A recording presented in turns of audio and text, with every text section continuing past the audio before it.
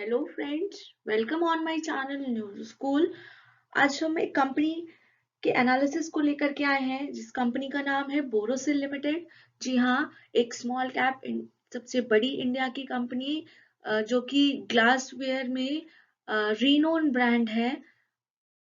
आज हम इस कंपनी की हिस्ट्री, इसका बिजनेस मॉडल एंड इसका कुछ technical and fundamental analysis study करेंगे। तो चलते हैं आगे। कंपनी का विजन है is to provide most customer centric products in India. Company scientific products की रेंज में, फार्मास्यूटिकल प्रोडक्ट्स की रेंज में एंड कस्टमर प्रोडक्ट की रेंज में काफी अच्छा परफॉर्मेंस दे रही है।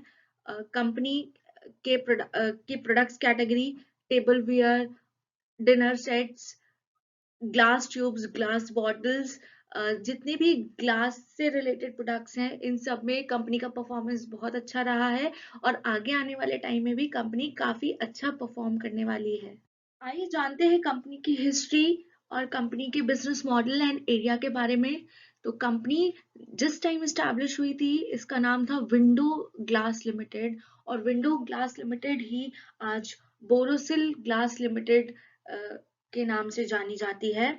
इन 1962 में Borosil is born as a public limited company which was acquired the existing business of Industrial and Engineering Apparatus Company Private Limited. The name is inspired by borosilicate glass, and then after the company's main product will become Borosil brand. In 1963, Corning Glass Works USA joins Borosil Limited as a technical and financial collaborator. In 64, Corning becomes the majority shareholders. 1970 में Borosil introduces the iconic Vision glass as the first consumer product, which soon becomes India's most loved and recognized brands. In 1981, following a directive from the Government of India to promote local brands, all products are sold under the Borosil brands. In 1991, Gujarat Borosil is set up to manufacture architectural glass with a 20 to 30 ton per day facility in Bharuch, Gujarat. In 1993, within 5 years, the company's turnovers triples and doubles. Borosil introduces then after Borosil International, a range of imported glasswares. With the growing popularity of microwaves, Borosil, which is already synonymous with heat-proof glass, becomes the default choice of housewives for microwavable utensils. Wiline Glassworks set up a state-of-the-art manufacturing facility in Bharuch, Gujarat for laboratory and consumer glasswares. Gujarat Borosil produces the world's first fully 2 mm solar glass facilities. Borosil acquires Hopewell Tableware Private Limited in Jaipur, Rajasthan. At that time, Borosil becomes the world's renowned brand. काफी सारी companies का amalgamation हुआ जिसमें वाइलाइन glass works limited और Hopewell tableware private limited Borosil limited में मर्ज हो गई। उसके बाद Borosil technologies limited with a mandate to research, design, develop laboratory equipment is set up as Hinjewadi, Pune, India. Then after amalgamation of Viline Glass Works Limited, Fennel Investment and Finance Private Limited, Gujarat Borosil Limited with amalgamate into Borosil Glass Works Limited, and then after the company name changed to Borosil Renewable Limited. The company entered into the renewable sector also. Then after the scheme became effective from February 20, the appointed date of the scheme is 1st October 18. The trading in equity shares of our company, that is Borosil Limited, commenced from 22nd July 20 on BSE.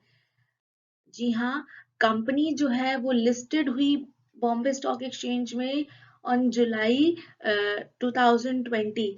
तो जुलाई 20 से पहले तक company के ज़्यादा datas नहीं है हमारे पास, but जितने डेटाज हैं उनके बेसिस पे ये टेक्निकल एंड फंडामेंटल एनालिसिस को स्टडी किया गया है। आइए जानते हैं कंपनी की कुछ प्रोडक्ट रेंज के बारे में। तो कंपनी जो है कंज्यूमर डिवीजन प्रोडक्ट्स में भी एंटर करी हुई थी, एंड देन आफ्टर ये साइंटिफिक इंडस्ट्रियल प्रोडक्ट्स और फार्मास्यूटिकल प्रोडक्ट्स जनरेट करती थी, जिसमें कुछ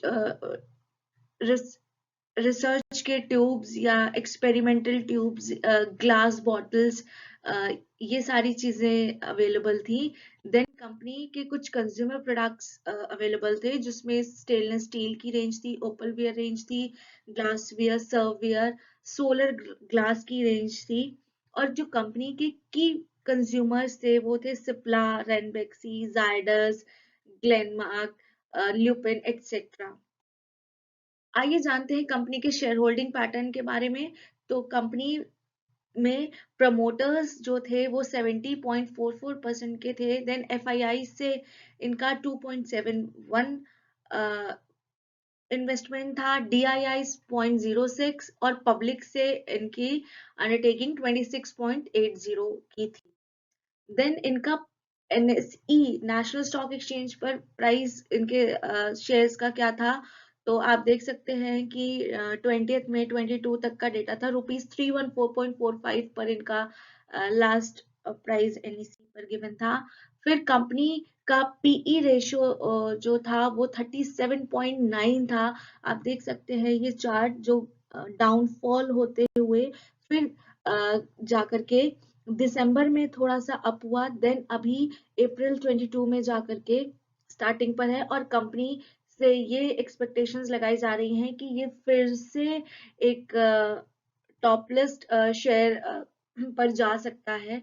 तो अभी कंपनी का पीई रेशियो 37.9 है और इसका अर्निंग पर शेयर 8.3 है। देन कंपनी के सेल्स एंड मार्जिन रेशियो की बात करते हैं। तो सेल्स इसका 220.05 है। ये चार्ट आपको शो हो रहा है, इस चार्ट से आप देख सकते होंगे। देन इसका EBITDA एबिटा जो है वो 168.18 पर जाकर के रुका है। ये रीसेंट डेटाज के अकॉर्डिंग चल रहे हैं एनालिसिस। देन आफ्टर कंपनी का प्रॉफिट एंड लॉस स्टेटमेंट देखते हैं तो कंपनी काफी अच्छा ग्रो कर रही है। इसके ऑपरेटिंग प्रॉफिट्स प्रीवियस ईयर्स 2019 से लेकर के अभी हाल फिलहाल में इंक्रीज ही हो रहे हैं। कंपनी के एक्सपेंसेस भी बढ़ रहे हैं और साथ ही साथ इनका नेट प्रॉफिट भी इंक्रीज कर रहा है। Dividend pay out, dividend company ज्यादा इशू नहीं कर रही है, और हम ये जानते हैं कि कंपनी जो जो कंपनी ज्यादा डिविडेंड नहीं देती वो पब्लिक का पैसा कहीं ना कहीं प्रॉफिटेबल इन्वेस्टमेंट्स में लगाती हैं, क्योंकि कंपनी आपको दिख रही है इसका ईपीएस भी 7.33 हो रहा है, प्रीवियस ईयर में 3.69 था। तो एक प्रॉफिटेबल सेगमेंट की ओर कंपनी जा रही है। बैलेंस शीट कंपनी की शो कर रही है ये बहुत अच्छा एक डेटा। तो ये भी एक increasing pattern show. Thank you so much for watching, please subscribe.